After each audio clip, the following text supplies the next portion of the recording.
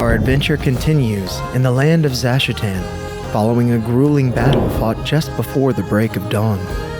With Thrallin now vanquished, Valoth the elven wizard, Drazad the dragonborn cleric, and Odd the Aasimar bard look on while Flora, the Eladrin druid, assumes her rightful role as chief of Zashutan. Flora vows to Ushtides, the young green dragon, that she will cleanse the evil tainting her mother's undead form and mend the harm inflicted by her tyrannical uncle.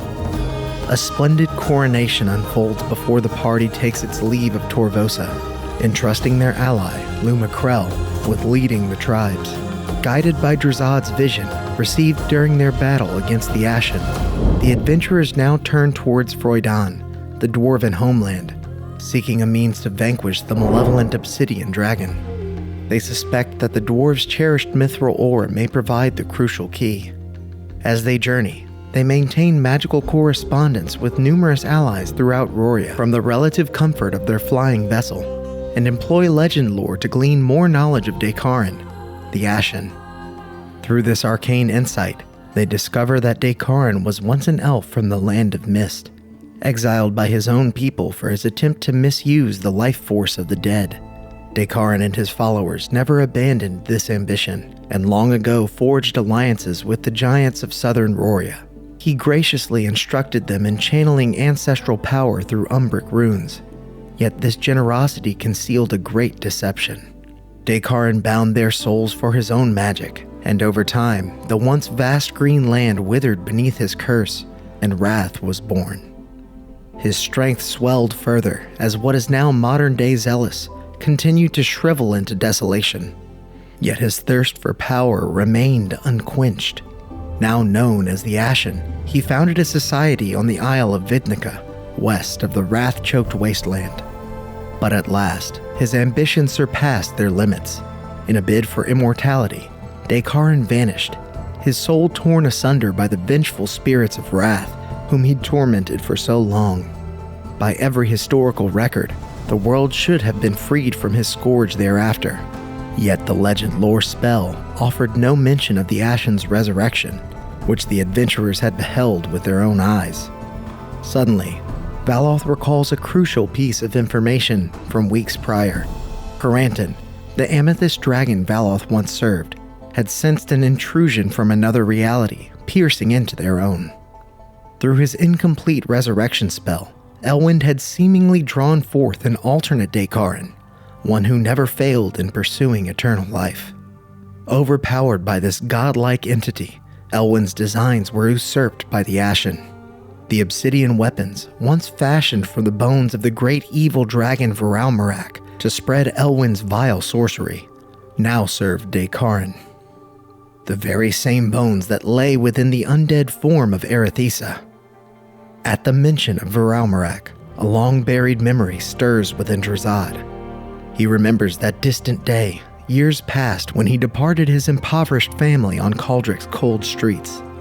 His kin were descendants of a Viralmarak-worshipping cult, shunned as outcasts long after the dragon's defeat some 150 years before. Hoping to secure a better life for the young dragonborn, Drazad's grandmother and father, Draknir, arranged his journey eastward to train as a renowned smith in Hrafheim. With tears in his eyes, he vowed to return as he stepped towards the rising sun, leaving behind the icy glares of the townsfolk. Now, as a seasoned cleric of Pyraxis, a renewed purpose surges within him to redeem his family's legacy, once more tormented by Viralmarak's lingering essence. After nearly a week's journey, the adventurers reach the border town of Kata. Although dozens of merchant carts stand halted and stabled across the settlement, the air crackles with a quiet tension as citizens and travelers brace for the looming war between Imsford and Benara following a stringent blockade. Nearby, merchants huddle together, weighing their escape routes from the approaching strife, but their hopes crumble when Hondi, a well-known smuggler, returns from surveying the blockade. After a generous gulp of his drink, Hondi recounts the horrors he beheld beyond the border, an entire town razed to nothing, and a massive army now pressing eastward towards Kata, beneath the shadow of an undead dragon. Panic erupts as merchants argue over their next move. Yet amid the turmoil, Drazad catches a sound that chills his heart. High above, their flying vessel, the Copper Griffin, soars through the skies, commandeered by thieves bent on saving themselves. Thinking swiftly, Odd and Valoth dimension door onto the deck nearly 300 feet overhead, joined by Drazad and Flora to battle the pirates. Yet in the fray, the ship sustains heavy damage and must remain grounded until it receives extensive repairs. With an army advancing from the west, the party makes the painful choice to abandon the Copper Griffin and continue with the merchant caravan through the mysterious Hollow Hall into Freudhan. Although Hollow Hall's tunnels are notorious for peril, Hondi and Edric, a halfling bookkeeper, have diligently charted a route through the cavernous depths and the ancient abandoned dwarven city they conceal. Progress proves slow with so many civilians in tow, yet they steer through the winding paths with relative ease, even dispatching 2 wyverns seeking easy prey. After hours of travel, the tunnels give way to the old city's vast domain. Immense cavernous halls propped by colossal columns, vanishing into darkness. Its streets lie littered with stony debris from toppled statues and ruins, yet a few remain eerily intact. A winding road splits around a towering statue of a goddess, her head gently inclined, one hand extended as though shielding those who stand before her. The party identifies her as Iramor, the goddess of sight, cherished by dwarves since sacrificing her mortal form over 3 millennia ago to safeguard her followers. Shortly thereafter, the adventurers discover a covered wagon turned back the way they came, seemingly abandoned by those who once dared traverse Hollow Hall's darkness. Searching the vicinity, they uncover a peculiar magical pendant adorned with a silver eye, looped around the neck of a nearby statue. Upon removing it, however, the statues spring to life in a sudden assault. Though they fall swiftly beneath the adventurers' blows, it leaves no doubt that a potent curse grips this forsaken realm. Following the skirmish, the caravan recovers a map detailing the old wagon's prior route beyond Hollow Hall, a welcome stroke of fortune. Guided by Flora with a crude map in hand, and as Drazad contemplates the old city's history, they press onward. It appears the city was established only centuries after the Great War, its dwarven founders guided by a distinguished leader, Hyodal, who sought Iramor's spirit in the astral sea. Yet they were misled, for Hyodal's methods proved less pure than his aims. Legend holds that his misdeeds inadvertently cursed the old city's inhabitants, making him a cautionary figure among dwarven kind. The caravan halts abruptly, confronted by a gargantuan ornate doorway, yet the door itself seems a cruel jest, lying flush against solid stone with no visible means of passage. The crude map hints at a path beyond this marked X, yet nothing lies ahead but 2 towering pillars supporting a massive stone slab. The structure's intricate carvings, inscribed in an unknown tongue, defy understanding. Still, Valoth recalls fragments of words swirling in his mind since donning the mysterious necklace. "Hear us, goddess of sight," he utters. But silence remains his only reply. Yet Drazad remembers his arduous eastern trek and the sealed forges of Hrafheim etched with a strikingly similar script. Those doors had yielded only after he proved his worth, earning acceptance among their ranks. His master's words echo, "We are but stones to be molded." Combining these phrases awakens something deep within the stone, causing the wall to sink steadily into the doorway until it vanishes from sight. The adventurers advance with caution, instructing the caravan to remain behind. Soft, rhythmic splashes fill the chamber as a waterfall cascades torrentially from behind a formidable throne. There, a woman draped in flowing white robes rises from her seat. A hooded shawl conceals her eyes, yet her bearing commands attention, as though she sees all without looking. The heroes wonder if she could be Iramor, yet they refuse to kneel. In response, she lowers her hood, revealing slithering green hair spilling down from her scalp. She withdraws into a chamber beyond the waterfall, while the adventurers find themselves momentarily subdued by statues portraying ancient dwarven legends. When the final vestige of the old city's defenders crumbles, its debris settling on the floor of this once resplendent throne room. Silence returns, tainted by the very curse that doomed this realm. The false goddess surely lurks behind the waterfall, yet the party understands that there is only one path ahead. United in purpose, they form a plan and advance into the Medusa's domain. Cautiously, they move through the corridor into a vast cavern lake. There, in the shallows, barely 20 feet below, countless statues gaze upward with frozen, desperate fear. 2 serpentine beasts erupt from the bay as the cursed maiden of Hollow Hall descends, cackling while her pet's eyes gleam with arcane power. Despite their cunning distractions and plans, the party members are petrified and cast into the lake, one after another, leaving only Valoth alive. In his final stand, the wizard chooses courage over retreat, unleashing a bolt of lightning from his palm that topples the false goddess. Her body crumbles as she plunges into the lake's embrace, fragments spiraling downward past the grieving visages of countless victims, settling on the rocky depths below. Valoth hurriedly hauls his stone-bound companions from the water. Employing basilisk venom, he brews a potion to restore them from their granite sorrow. Breath still ragged, the adventurers rejoin the caravan, seal their carts against the water, and sail beyond Hollow Hall into daylight once more. At last, after days in darkness, they welcome the warmth of afternoon sunlight, offset by a crisp chill as it spreads over the land. The cavern's rushing waters pour into a broad lake. Narrow aqueducts descend, carving through pale green fields under a light frost, rolling gently over the hills. Beyond these slopes awaits a modest township of Froidan, Rolig. The caravan disperses amid farewells, yet the party's reception in town proves less warm than anticipated. Considerable tension now strains Froidan, sparked when the clan of Rothar, its ruling body, permitted entry to a group of Benaran refugees. Now the townsfolk fear for their own safety amid the southern war's approach, yet at least one local greets them with enthusiasm. Tidris Hallow, a dwarven cleric of Iramor, immediately recognizes Valoth's enchanted necklace as one he bestowed upon a dear friend, dispatched into Hollow Hall on his goddess's behalf. Confronting the truth of what transpired, he shares the vision granted him long ago, a reoccurring dream that foretells a looming doom, thwarted only by something hidden within the mountain. He explains that this dire prophecy drove him to fund countless expeditions into Hollow Hall, sacrificing many lives in the pursuit of that elusive salvation.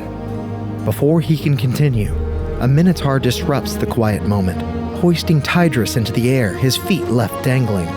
This minotaur, an agent of the loom, openly accuses the cleric of pilfering coin and flings him down, menacingly vowing to sever his hands in retribution. Odd springs into action, yanking the Minotaur Weaver through a dimension door that carries them both 500 feet skyward. Odd's radiant wings unfurl, arresting his own descent, while the Minotaur plummets downward, leaving a modest crater in the ground. The conflict ends before it ever truly begins, and the Weaver, spared by Drazad's healing magic, is compelled to divulge his true purpose in Rolig. Under the scrutiny of a zone of truth and the looming threat of a wall of fire, the Minotaur Kurtarok admits he serves as a sentinel guarding the Oracle's secret passage among the refugees to reach Froidan's leaders. Tidris reciprocates this reluctant goodwill by returning the stolen gold he had planned to invest in further expeditions. Yet Kurtarok appears disenchanted by Rolig's citizens and storms off towards the town's center. Reassessing their aims, the party opts to address the common people and warn them of the peril now winging its way eastward from Eimsford. After substantial persuasion, Rolig's citizens agree to abandon their homes and journey to Gonladir, the Froidan capital. Yet some worry about entry into that lofty dwarven bastion, famed for its impenetrable security, while the clan of Rolthar remains silent on the war edging their borders. Tidris shares these concerns but holds his tongue, retreating to his chapel in silence. Together with Kurtarok, the party soon uncovers the cause. Tidris once belonged to the Rolthar clan and may wield enough influence to unbar Gonladir's gates for Rolig's folk. His inner turmoil springs from his devotion to Iramor. he cannot simply forsake his calling. On learning this, Kurtarok departs in a rage, the party trailing close behind. At the chapel, they find a familiar scene. Tidris hoisted high as the Minotaur tries to force reason upon him. The Weaver declares that only one sentinel need remain, and that Rolig's people require their priest. Acknowledging Kurtarok's argument in the party's council, Tidris reluctantly consents to journey to Gonladir. And so come morning, the caravan reassembles larger than before, and they head out in unison towards the dwarven capital. During their march, the adventurers brace themselves for forthcoming perils. Odd and Drazad collaborate to enhance his mother's sword, setting a wrath-infused gemstone into the pommel. The procedure proves taxing, both physically and spiritually. As the gem aligns, the blade repels it with a magnetic force. Odd tries to calm this resistance by invoking his mother's spirit within the sword, only to be flung into one of her darkest memories. Odd awakens amid a fiery battlefield, fighting demons shoulder to shoulder with red-cloaked allies. Forced to embrace harsh realities, he relives the Battle of Inniset, the day the tower fell. He senses his mother's anguish as her home crumbles beneath Imsford's once lustrous bastion of power, and comprehends her unwavering resolve as he chooses to save a tiefling they had once fought.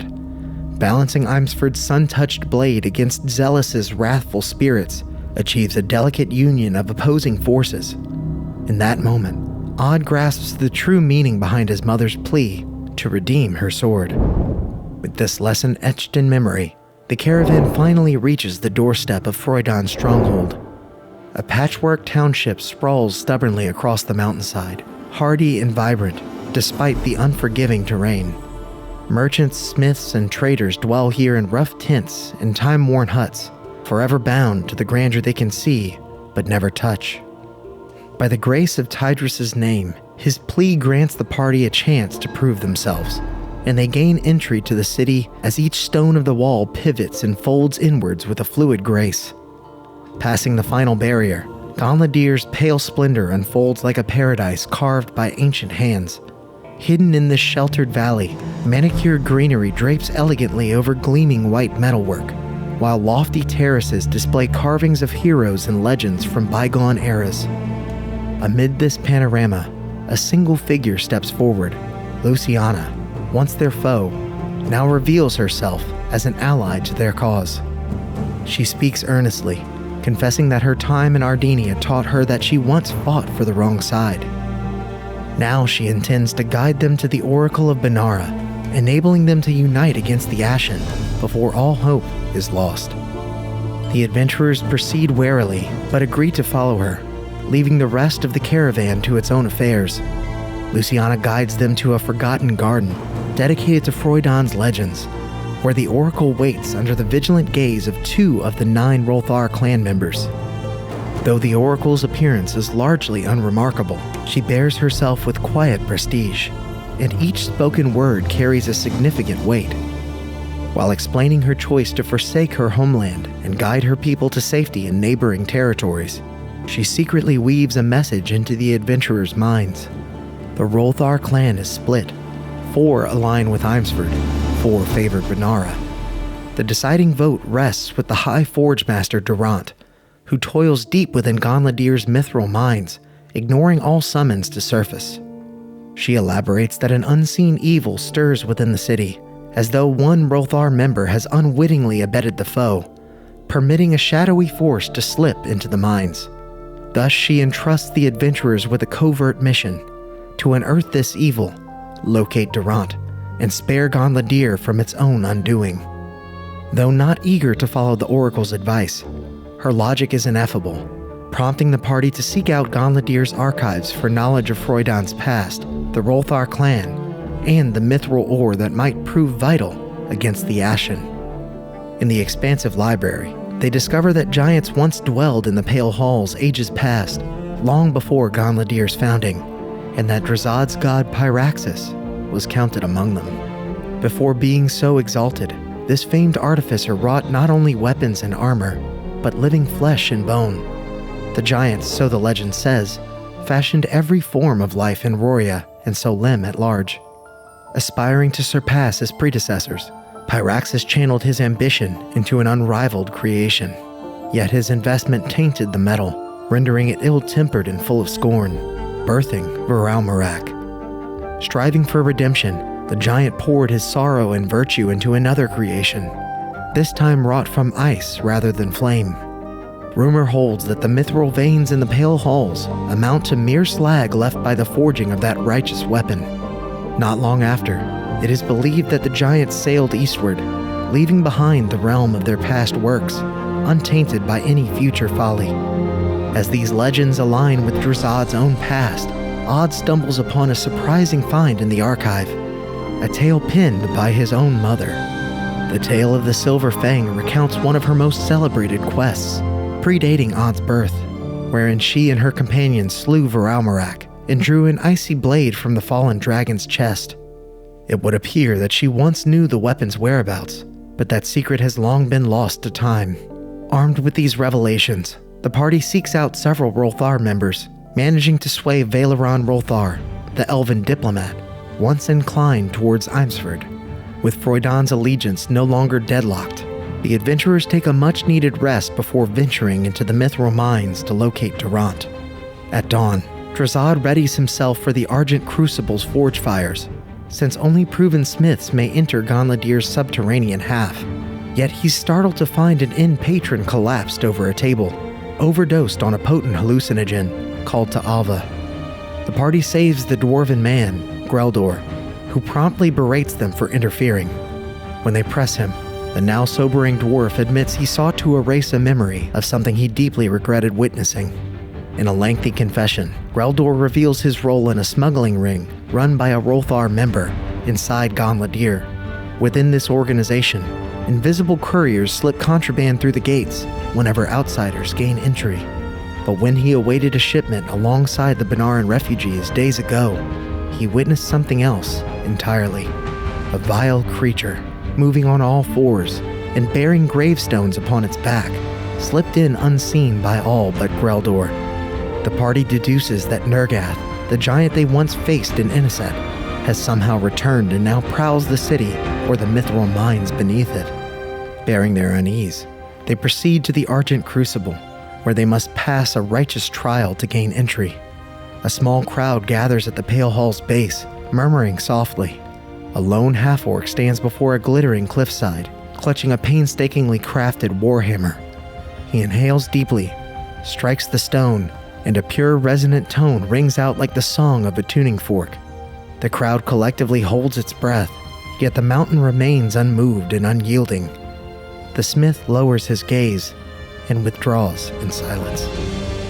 Grasping the gravity of this challenge, Drazad promptly claims a communal forge and sets to his craft. With meticulous care, he melts his obsidian holy symbol and fuses it with mithril ingots salvaged from their airship. As the day stretches on, the Dragonborn's faith never wavers. At last, his work concludes, a new holy symbol in the shape of a dragon pendant. Mithril and obsidian mingle beautifully, forming a true masterpiece. Drazad advances, and inhaling steadily, he taps it against the stone. A clear, elegant note pierces the forge's constant hum, echoing through the city. The crowd falls silent, gazes locked as a slender crack appears, broadening into a narrow passage just wide enough for one. The fissure climbs impossibly high, 40 feet or more, coaxing gasps from the onlookers. The pale halls have spoken. The party, compelled by this undeniable sign of worthiness, steps forward. Within, the broad avenues and soaring edifices of Gonladir's subterranean domain defy all expectation. Its immensity eclipses even the old city of Hollow Hall, and here, far from Hollow, smiths of every kind labor tirelessly at their craft, eyes blazing with determined fervor. The adventurers marvel at the scene briefly before questioning a local about Durant. They learn that the High Forge Master remains stationed deep within the mithril mines, where the ore's purity is unsurpassed. To reach it swiftly, they seek a guide at the clanky hammer, an inn set into one of the colossal pillars, propping up the overhead bridgeways. There they befriend a gnomish smith amid a high-stakes betting game and uncover a betrayal lurking among the miners and forge masters of the Pale Halls. A fire genasi named Merrick has stolen blueprints for Durant's latest design, allegedly a colossal projectile weapon. As Valoth confronts him over this affront to the High Forge Master, a courier delivers news from the clan of Rothar. The city must evacuate at once before war reaches its threshold. Though the adventurers object, the decree is set in stone. Consequently, they hasten their search for Durant, hoping to spare her from the approaching peril and uncover the secrets of this new weapon. Their gnomish guide urges them to rest before entering the mines, prompting the party to secure lodgings at the stoneworkers' barracks. Before descending, however, they indulge in one final diversion, entering the Thunderforge arena. Despite Valoth and Drazad's caution, Odd and Flora enlist the group in the competition under the patronage of a kobold named Flint. Thus they proceed through a winding tunnel of dark stone, guided by sapphire glimmers, each step swallowed by distant thunderous booms that rattle the mountain's core. Ahead, a stone bridge spans a shimmering moat as a chorus of voices rises, led by the Master of Ceremonies. Opposite them, a dwarven warrior in gleaming mithril armor appears, flanked by mechanical beasts. As the announcer's voice swells to a climax, the crowd's roar spills into Gonladir's streets and the mithril mines beyond. And now the adventure continues in episode 51 of Legacy of the Ashen.